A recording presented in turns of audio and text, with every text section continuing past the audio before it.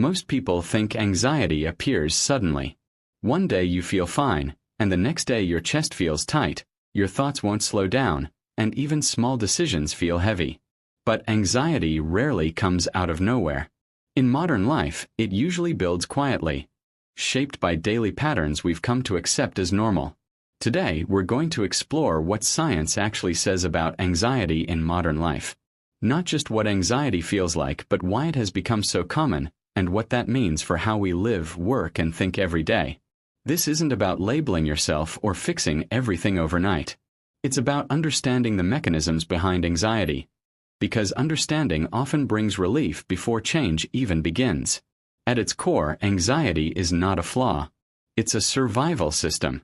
Your brain evolved to detect danger, prioritize threats, and keep you alive.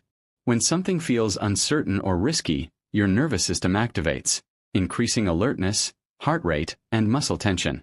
In short bursts, this response is protective. The problem is that modern life keeps this system constantly activated. Unlike physical threats our ancestors faced, today's stressors are psychological, abstract, and ongoing. Deadlines, financial pressure, social comparison, information overload. None of these resolve quickly, yet your brain reacts as if they require immediate action. So what does this mean in real life? It means your nervous system spends more time in a heightened state than it was ever designed for. Over time, this state stops feeling like stress and starts feeling like anxiety. One major contributor is chronic uncertainty. Modern life offers endless options but very little stability. Career paths are less predictable, social roles are less defined, and success often feels conditional. The brain struggles with open-ended uncertainty.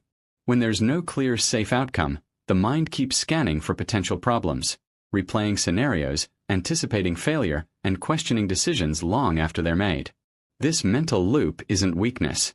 It's the brain doing what it does best, trying to prevent future harm. Another key factor is constant cognitive stimulation. We live in an environment where the brain rarely rests. Notifications, news cycles, social media, and entertainment are available at all times. Even moments that used to be quiet, waiting in line, commuting, lying in bed, are now filled with input. Research shows that continuous stimulation keeps the brain in a semi-alert state, reducing its ability to downshift into recovery modes. When the brain doesn't fully rest, emotional regulation becomes harder. That's when small stressors start feeling overwhelming. Then there's social comparison, amplified by digital platforms. Humans naturally compare themselves to others. It helps us learn and adapt. But today, we compare our behind-the-scenes lives to everyone else's highlight reels. This subtle imbalance affects self-perception. Even when life is objectively stable, it can feel insufficient. The gap between where I am and where I think I should be quietly fuels anxiety. Over time, this creates a persistent sense of falling behind, without a clear standard of what enough actually looks like. Physiologically, all of this affects the stress response system. Elevated cortisol levels, disrupted sleep patterns, and shallow breathing reinforce anxious states. The body learns anxiety as a baseline, not a temporary reaction. And here's the part that often surprises people. Anxiety doesn't always show up as panic. Sometimes it looks like constant busyness, overthinking, difficulty relaxing, a sense of unease even during calm moments.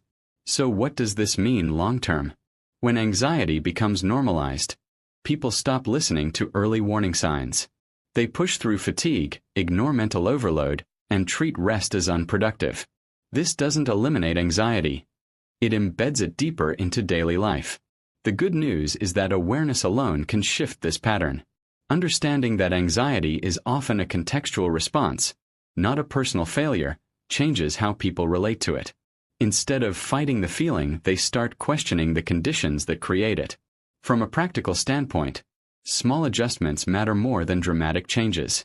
First, reducing unnecessary stimulation, especially before sleep, helps the nervous system recalibrate. Second, creating predictable routines gives the brain signals of safety and control. Third, limiting constant self-comparison, even temporarily, can restore perspective faster than expected.